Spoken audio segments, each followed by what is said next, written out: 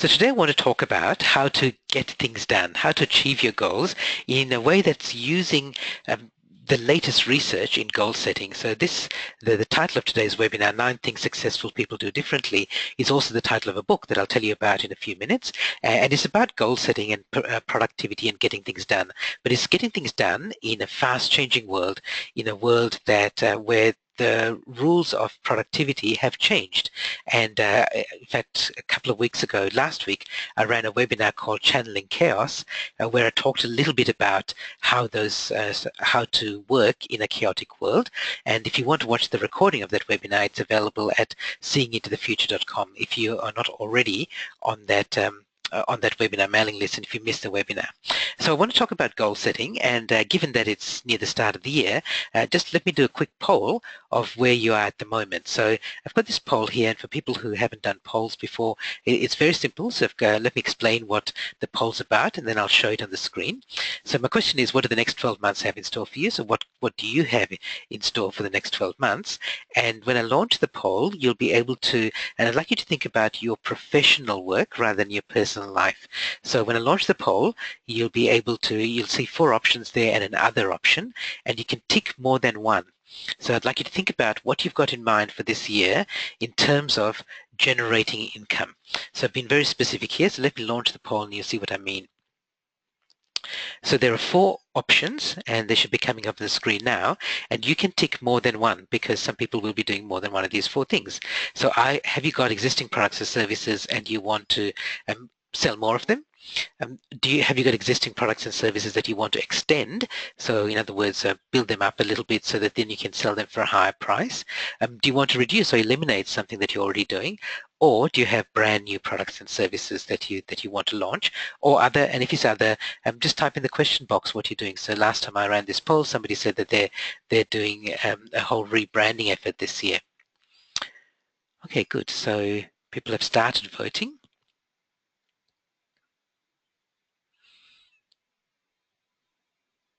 Okay, I'll leave the poll open for another 5 seconds now because most people have voted, but you still got the chance to vote. And remember, you can vote for more than one. Great. Okay, let me share the results. And in fact, this is similar to the results that I got the last time I ran the poll. So let me show you what people said. Okay, so interesting. So nobody is looking to reduce or eliminate products and services. Interestingly, like when I looked at my 2017, I was going to be doing all of the first 3. So like most people here, selling more of what I've got, extending what I've got so I can charge more for it. And I was also going to reduce or eliminate a couple of products and services that I offer. And I didn't have anything that I was going to launch that was new, but other people have said that, but some people have said that as well. Okay, so the reason I did that was because I want you to think about what's coming up for the year. And we tend to set our goals in 12-month increments. And that doesn't work necessarily anymore. So when I talk about the goal setting process today, it's great to have ideas in mind for what's coming up in the next 12 months, but what I want you to think about is an individual project that you're going to launch in the next 90 days. So I reckon the best way to work is to have your 12-month goals, but run them 90 days at a time.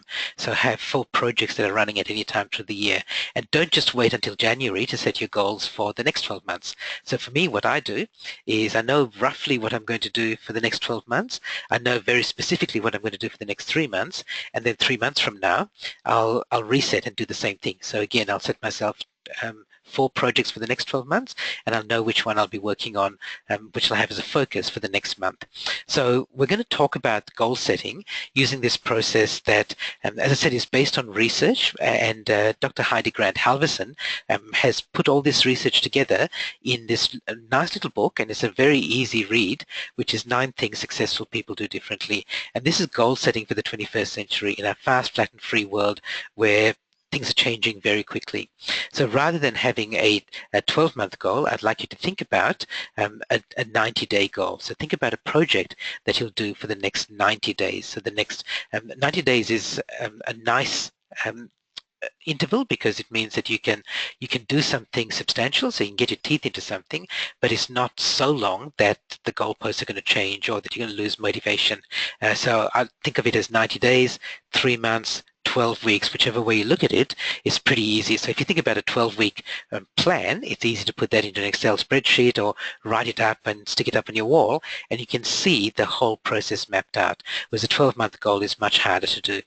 Okay, so for the next, over the next 20 minutes, I'm going to help you work through that goal. We're going to work through it pretty quickly. There are 9 things I'm going to ask you to look at, and to make it really practical for you, I'm going to suggest that you choose one goal. So pick a goal for now, and work on that. And the idea is not try to do too much in the next 90 days. So pick one substantial thing that you're going to work on for the next 90 days. Ideally, make it a business goal or a professional goal, or if you want to, you can choose a personal goal. So you could choose one professional goal and one personal goal in the next 90 days. That's okay, but I'd recommend that you don't choose 2 business goals or 2 personal goals, because then you're trying to chase 2 horses and you're not going to catch either of them. So pick one. I'm not going to ask you to share it, so pick one that you're actually interested in doing, and that would make a difference for you if you achieved it in the next 90 days. And then let's go through this process. So this process of the 9 things successful people do differently is based on Dr. Grant Halverson's book, and we're going to look at these 9 things. So let me give you a quick overview. Now, Dr. Grant Halverson doesn't actually organize them this way, but I have. I've grouped them in 3 sets of 3. So 3 about getting ready, 3 about monitoring your progress as you go, and 3 about what happens when things go wrong or things get in the way. So that's an overview. Those are the 9 things that we're going to look at. Don't worry, you'll get time to write these down as we go through the webinar. So if you don't have to madly scramble to write them all down now. Okay, so the process is we're going to go through these 9, and we'll have about, I'm going to go through them in 3 sets of 3, and you'll have about 5 minutes on each one. So I'll explain 3 of them, and while I'm explaining, I'd like you to also be writing down your responses to them. So think about the goal that you've set, which I asked you to set a couple of minutes ago, and work through that goal with this process. Okay, so let's look at the first 3, which are getting ready. And this getting ready means this is how you set your goals. So this is choosing the goal, that's choosing it and defining it in a way that's worthwhile, and that makes it more likely that you're going to succeed. So let me explain the 3 things, and then I'll stop and give you a little bit of time to think about it for yourself. Okay, so the first one is which of these, what sort of goal are you going to set?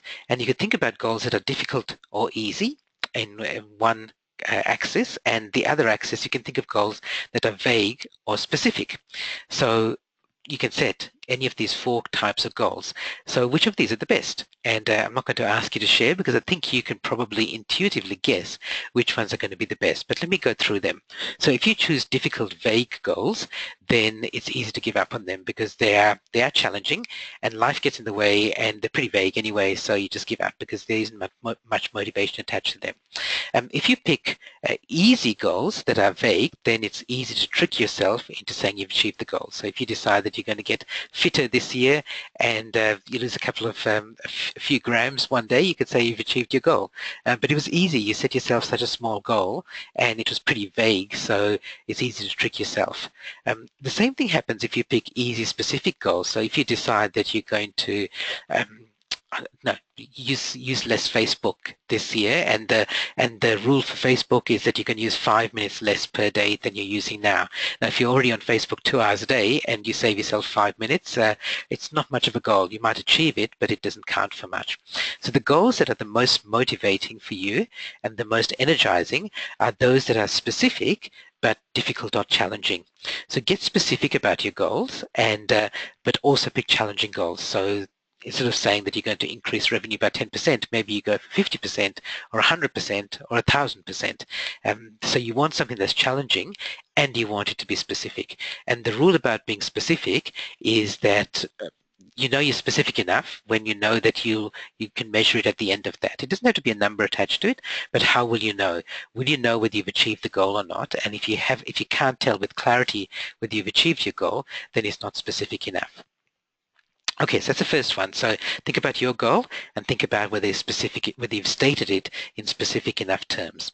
Okay, so let me go on to the next one. As I said, we're going to do these in sets of 3, and at the end of the 3, I'll stop for a few seconds to give you the chance to reflect and to write down your answers. But I hope you're writing them down now, even as we go. The second one, again, which is reasonably obvious, and most people will understand this, is to focus on what you will do rather than what you won't do. So this generally applies to goals where you're going to give up something.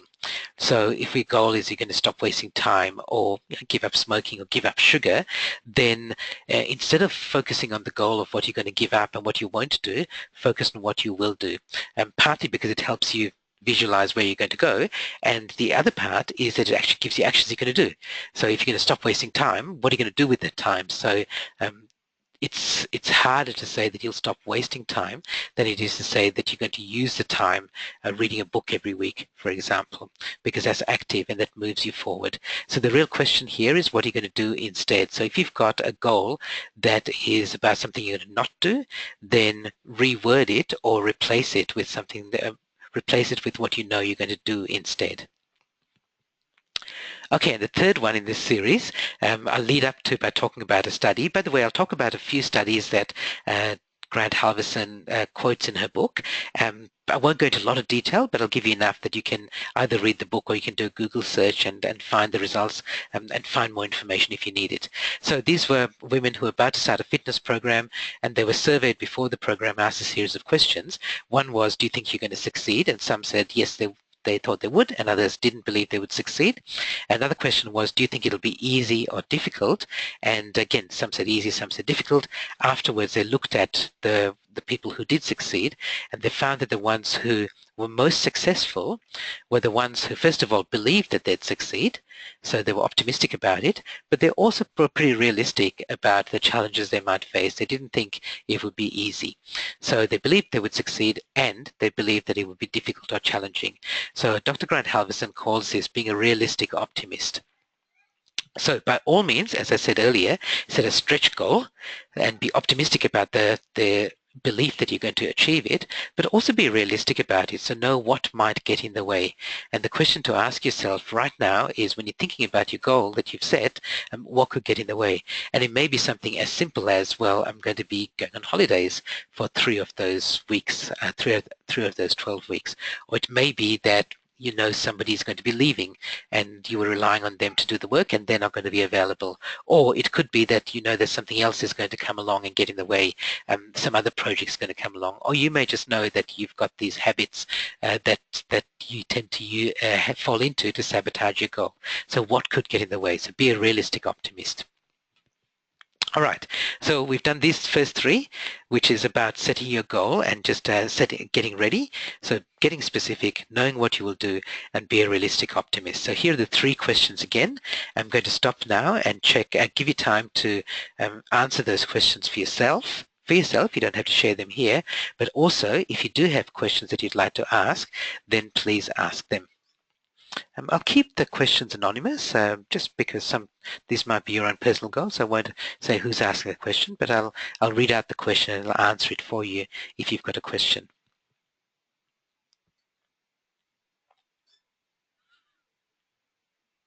Does number 2 always apply? So that's the know what you will do.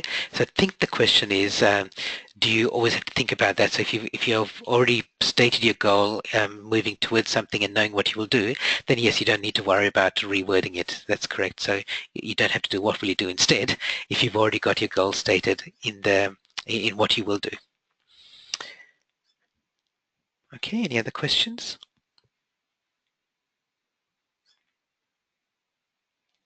What if your goal is too big? Yeah, so this is part of being realistic. So you should definitely set a stretch goal, as the first point said, be specific and set a challenging goal. But obviously you don't want to set an impossible goal. That said, I think many people, they let themselves down and they sell themselves short by creating goals that are too small rather than too big. So you know realistically what you could achieve in 90 days. but stretch a little bit further than that. So rather than saying, you know what you could achieve based on your past performance, stretch a little bit and set a goal that would require you to do something significant for you to achieve it. And that is a real stretch. Okay, let's move on to the next three. So the next three are about what happens when you're working towards your goal. Okay, and the next one here, so we're going to talk about what the research, what Grant Halverson calls seizing the moment. And the next two, knowing what's left and getting better, are about measuring your progress as you go. Okay, so the first of these is a research study done in American universities. I won't go into the details, but students were asked to do an essay over Christmas and hand it in for extra marks, for extra credit.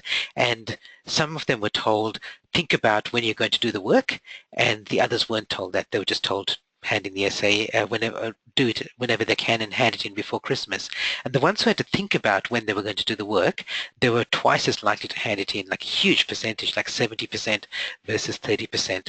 So and all it was just thinking in their mind about when they were going to do it. They didn't have to make a commitment to their lecture. They didn't have to put in their iPad. They didn't have to actually decide on a date, except in their own minds.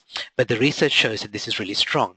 And so Dr. Grant Halverson and her colleagues call this seizing the moment. So figuring out when and where will you do it. And this is not just the final bit, but when and where will you do the work that leads to your goal. And if you set aside time in your calendar for your goals, you're more likely to achieve them, which sounds pretty obvious, but if you look at most calendars, they're about other people's goals because you're making appointments with other people. So make time for yours as well.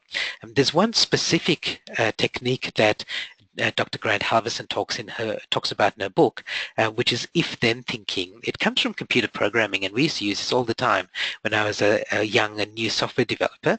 The idea that if one thing happens, then you do this. And this is how you program computers, and it's pretty good for programming the human brain as well. So it's like this. So what you do is you say, for example, if it's Monday morning, I'll write the weekly report. So, first thing Monday morning, turn your computer on, I'll sit down at your desk, you write the weekly report. When I wake up, I'll go to the gym. And when I get back from lunch, I'll spend 30 minutes writing. And when I go shopping, I'll start with the fruit and veg aisle. Okay, so what you're doing is you're creating rules for yourself that mean that you don't require motivation. You just set the rule and then you just follow the rule. So you might go shopping one day and you don't need to buy fruit and veg, but you start there because that's what the rule says. And that way you don't have to constantly work at being disciplined or motivated to work on your goals. You've set these rules right at the start and you just follow the rules. One of my clients who's a dietitian, Julie Meek, she helps a lot of senior executives work on their health and fitness because many of them travel a lot. They don't have time to get into regular routines. So what she does is she creates rules for them. One of the rules that she has for her clients, she knows that they have to drink socially quite a lot, or they have to do a lot of social engagements while they're traveling, and quite often that involves drinking, and alcohol is not great for fitness and for your mental alertness. So one of the rules she tells her clients is no drinking on the aeroplane. So it's not even a question of, oh, well, I've had a busy day, maybe I'll have a drink on the flight home, or it's evening or it's past a certain time. She just has that rule. And then it's easy for them to follow the rule because it's the rule. So set rules for yourself. So if-then thinking. So when you're thinking about your goal, think about when you're going to work on it and try to do it in a way that's a simple rule that'll get you working on that goal. Okay, and the next one in this area is looking at progress, making progress. Are you going to be more motivated if someone says to you partway through a task that there's 52% to be done, or that you're 48% done? They're exactly the same thing, but which is more motivating? Well, it kind of depends. Like when you're starting on a task, it's useful to know that you're making progress and that you're done. But after you've got momentum, it's much better to know what you've got left. And the research shows that if you measure what you've got left rather than how much you've done so far, you're more likely to achieve your goal, apart from that initial bit to get the momentum going. So make sure that you've got in your 90 days, that you've got regular points that you can measure and know how much closer you are to your goal. So it's specifically, like how far have you got to go? Okay, now the next one sounds contradictory to that. It sounds like it's a contradiction and it's not, but let me explain it to you. So this is a research study done with salespeople, and they were asked to write down their goals for the next year when they're moving into a new market in quite a challenging territory. And some of them had goals to achieve their targets. My goal is to achieve my targets. And some others had goals which are more like the one on the right. My goal is to learn to be better at selling. And what they found was that those people on the right, the ones who their goal was about learning, were more successful. So in a challenging situation where you've got a challenging goal, a stretch goal, where you don't know exactly how you're going to achieve it, then focus on getting better, not just on being good. So being good is how are you actually achieving the goal. But rather than that, focus on getting better. So getting better means looking at progress and saying, yes, I'm making progress. I'm actually getting better. Okay, the question to ask yourself is how will you measure your progress along the way? So this specifically applies when you've got stretch goals where you actually don't know how you're going to get there. So if you decide that you're going to double your revenue or double your sales in a particular product over the next 90 days, you may not know how you're going to do it. So the steps that you put into place and the progress you're going to measure are based around not how close are you to achieving your goal, because you don't know, but about what progress you're making. So how many new things have you tried? How many more sales calls have you made? What's been the result of those calls? How many new marketing initiatives have you tried? How many people have you approached? So it's about, am I getting better as a salesperson rather than am I getting closer to my goal of achieving the sales? Now, once you start learning what works, then you can start measuring progress by looking at how close you're getting to the goal. Okay, so I hope that makes sense. Let's look at those three again. So those three are seize the moment, which is that if then thinking, when you know your goal, then know what's left rather and measure what's left rather than what you've done so far. But when you don't know your goal, focus on getting better, not just on being good. So those are three questions, and I'll leave you a little bit of time to answer them or for you to ask me any questions.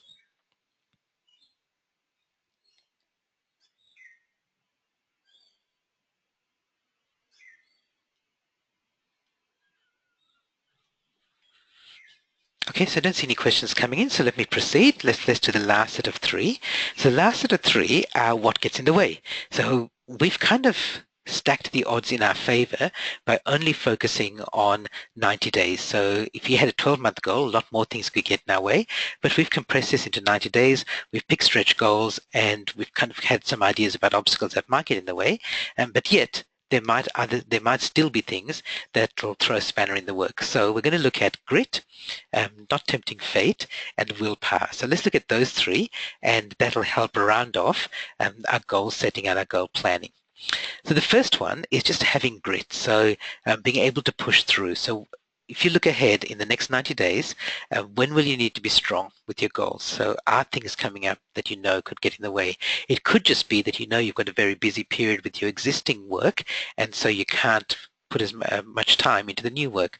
Or it might mean that you need to actually employ other people or outsource. So one of my goals, I know I need to build up my team, and I know that there'll be a bit of work training them up and like finding the right people, training them up, and helping them come up to speed. So I know I need to be strong there, and it's tempting for me to go, oh, look, it's just too hard. Let me just drop that or delay it for 3 months. But I know that's a time that I need to be strong. Okay, so when will you need to be strong, and what are you going to do to make sure that you can be strong when that happens? Grit is really important. It's one of the skills that, in fact, there's a very good book by Angela Duckworth all about grit. It's one of the skills that really does future-proof people's career and success as in whatever professional work that they do. That's the first one. Okay, let's move on to the next one. And the next one's about temptation. The next one's about, you can be as gritty as you like, but one of the best things that you can do is if you know that there are things that are going to derail you, then don't let them. So don't tempt fate. So if you know that you're going to be in situations where you've got a decision to make and there's a bad decision or a good decision, okay, so maybe you have to be strong and make the good decision. But even better, if you're trying to be healthy, what if you didn't have the choice of that little cupcake there at all? And the only choices you had were healthy choices. It's not always easy, but if you can, find ways so that you don't have to, so you can stay away from temptation. And in some cases, you can engineer your environment so you can avoid temptation. A few strategies that you can do to avoid temptation. So one is to just go cold turkey. So if you decide that you're not going to use that you're going to reduce your use of social media, then delete the Facebook app from your phone so you don't use it at all, so you're not tempted to, once you get onto it, then waste an hour on it. You could also create a penalty. One of my friends had a goal that she was working towards, and she gave me a check for $1,000. Actually, it wasn't made out to me; it was made out to her ex-husband.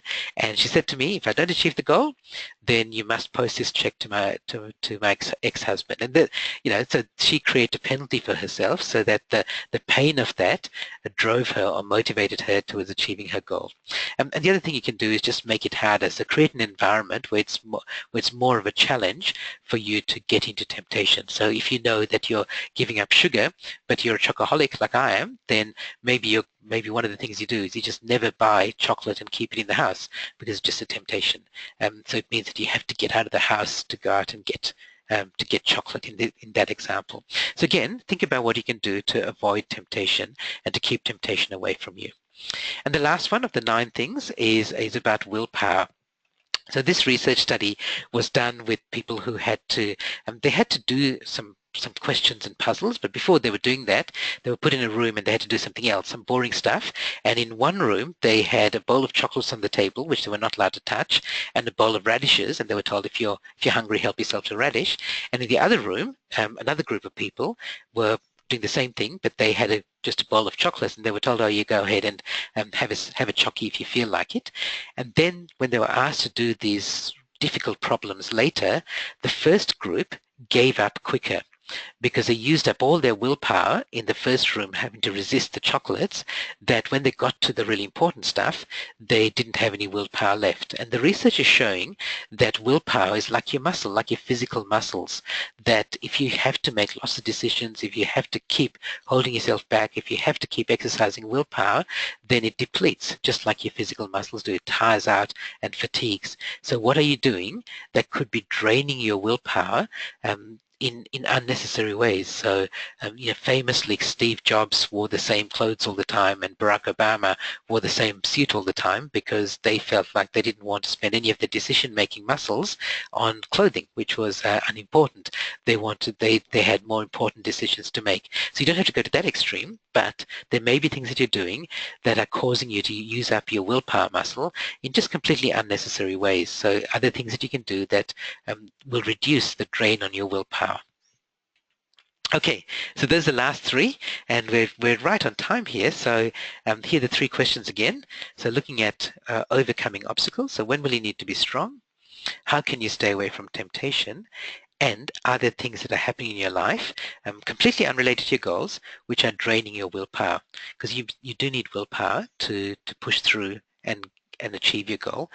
Don't waste it on things that are getting in the way, on other things that are less important.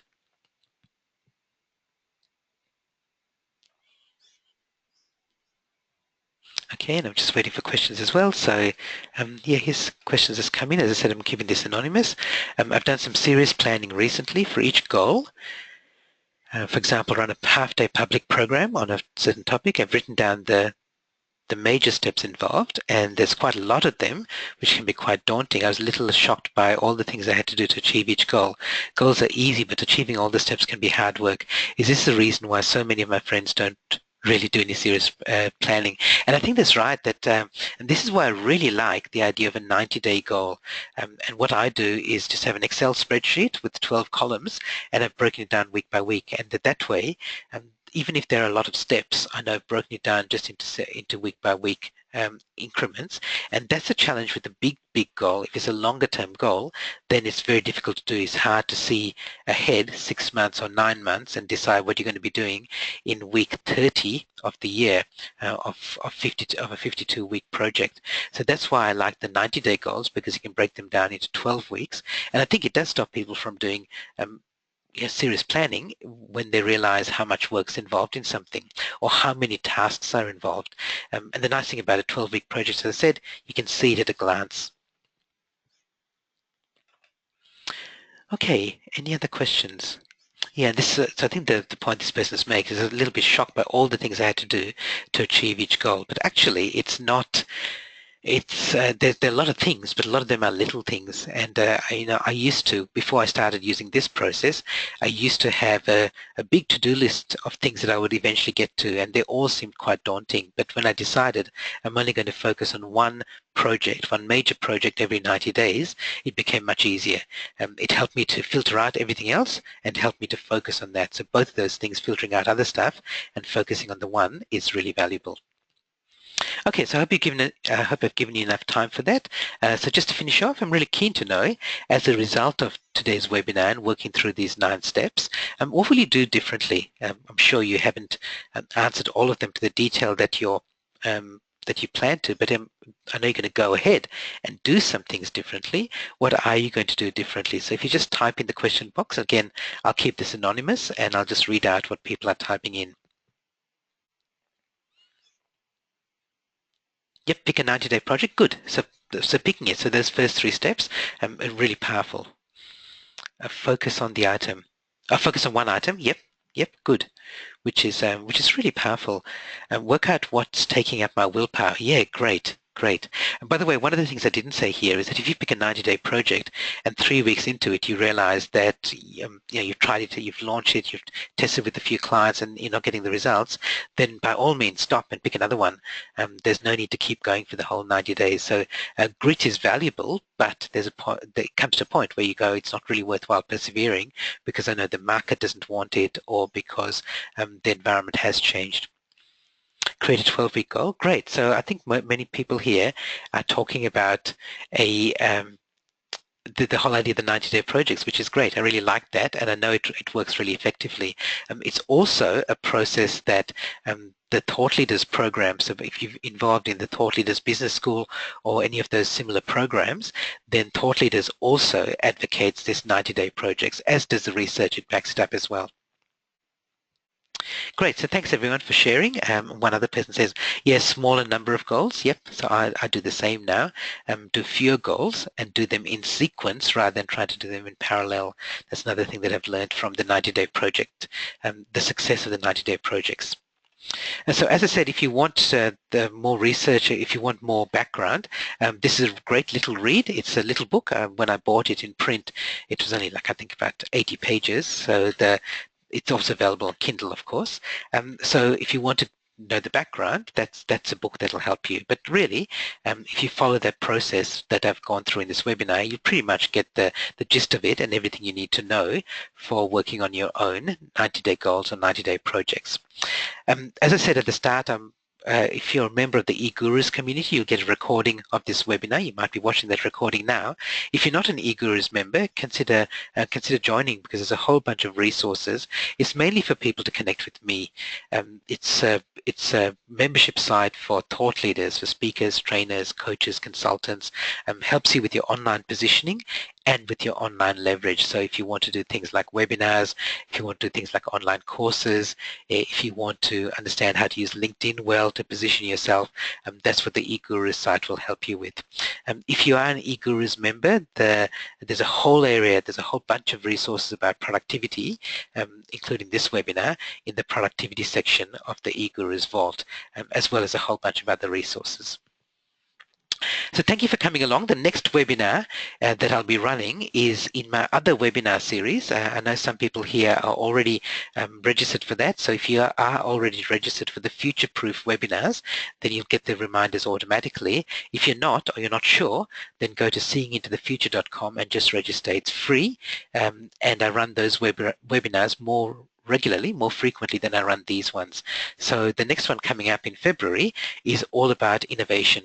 And I've called it the future of innovation, but as with all my webinars, I want to talk a little bit about what the future of innovation is, but I also want to make it practical. So I'll give you some really useful tips for doing incremental innovation, goal-oriented innovation, and long-term innovation. So that's coming up on the 2nd of February. So register there. Hope to see you there. If you'd like to get in touch with me, go to my website, gihanperera.com, or email me. I respond to all my emails, and I'd love to know how you're going with your goals or with your 90-day projects. So thanks for coming along, and I look forward to seeing you at the next webinar, and I wish you all the best in creating a great 2017. Thanks everyone, and bye for now.